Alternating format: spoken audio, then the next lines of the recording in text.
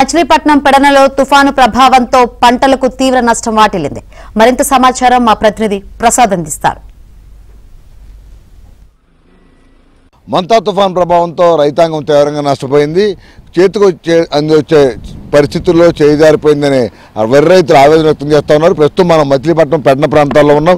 ఇక్కడ చూస్తూ ఉన్నాం వరి పంట పూర్తిగా నేలకొరిగిన పరిస్థితి. మరో వారం 10 రోజుల్లో ఈ కోతకు వచ్చిన పంట కోసి మిల్లులకు పంపించాల్సిన పరిస్థితి.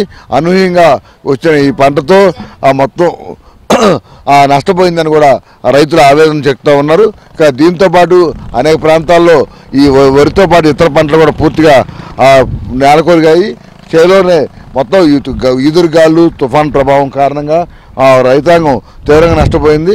ఇటు వరితో పాటు పశ్చిమ కృష్ణలో మిర్చి పత్తి పంటలు కూడా పూర్తిగా నష్టపోయారు. ఇక మొక్కజొన్న రైతులైతే ఆవేదన వ్యక్తం చేస్తున్న ఆ పరిస్థితి కనిపిస్తూ ఉంది. ఎందుకంటే మంచి ఈ సీజన్లోనే ఇటు మొక్కజొన్న కావచ్చు, అలాగే వీటికి సంబంధించి కూడా మార్కెట్లో మంచి రేటు ఉంది. ఈ నేపథ్యంలో తమకు ఈసారి మంచి లాభాలు వస్తాయని అప్పులు తీరుతాయని చాలామంది రైతులు ఆశించారు. అనూహ్యంగా ఈ మంతా తుఫాను ప్రభావంతో మొత్తం నష్టపోయి అప్పులే మిగిలినని చెప్పి కన్నీరు పెడుతున్న పరిస్థితి.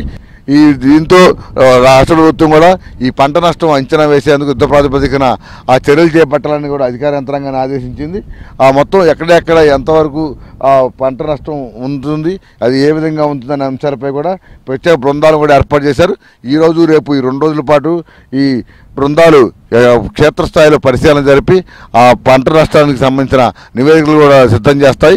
మరోవైపు ఈ మొత్తం నివేదికలు కూడా కేంద్ర ప్రభుత్వానికి పంపించడం ద్వారా కేంద్ర ప్రభుత్వ బృందాలు కూడా సత్వరమే వచ్చి పంట నష్టం అంచనా వేయడం ద్వారా ఎంతో కొంత రైతులకు మేలు జరిగే విధంగా చర్యలు తీసుకోవాలని కూడా ముఖ్యమంత్రి చంద్రబాబు నాయుడు స్వయంగా కేంద్ర ప్రభుత్వాన్ని కోరుతా ఉన్నారు. ఇప్పటికే ఈ తుఫాన్ ప్రభావం ఏ విధంగా ఉండబోతుంది, ఎంత నష్టం ఉండబోతుంది, ఏ రూపంలో ఉండబోతున్న అంశాలపై కూడా ప్రధాని మోడీ స్వయంగా ముఖ్యమంత్రి చంద్రబాబు నాయుడికి ఫోన్ చేయడం, మొత్తం ఈ పరిస్థితి సంబంధించిన వివరాలు కూడా మోడీకి చెప్పడం జరిగింది. తద్వారా పిఎంఓ వర్గాలకు కూడా కొంత సమాచారం ఉన్న నేపథ్యంలో యుద్ధ ప్రాతిపదికన వీటికి సంబంధించిన అన్ని అంశాలు కేంద్ర ప్రభుత్వానికి విన్నవిస్తే సాయం కూడా కొంచెం ఎక్కువ ఉంటుందని కూడా భావిస్తూ ఉన్నారు.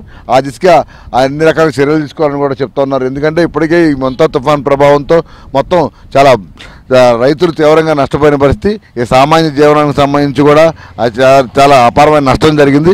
ఈరోజు వాతావరణం అనుకూలిస్తే ముఖ్యమంత్రి చంద్రబాబు నాయుడు కూడా ఏరియల్ సర్వే ద్వారా మొత్తం ఇటు ముంపు ప్రాంతాలు, తుఫాన్ ప్రభావిత ప్రాంతాలతో పాటు పంట నష్టం అంచనాకు సంబంధించి ఎక్కడెక్కడ ఎంతంత మునిగిపోయిన అంశాలపై కూడా ఆయన క్షేత్రస్థాయిలో హెలికాప్టర్ ద్వారా పరిశీలన చేసే అవకాశం ఉందని కూడా చెప్తా ఉన్నారు. దీనికి సంబంధించి మరి కాసేపట్లోనే అధికారికంగా ఒక ప్రకటన కూడా వెలువడి ఉంది. ఏదైనా ఈరోజు మాత్రం ప్రజలందరూ కూడా అప్రమత్తంగా ఉండాలని అయితే ప్రభుత్వం పదే విజ్ఞప్తి చేస్తుంది.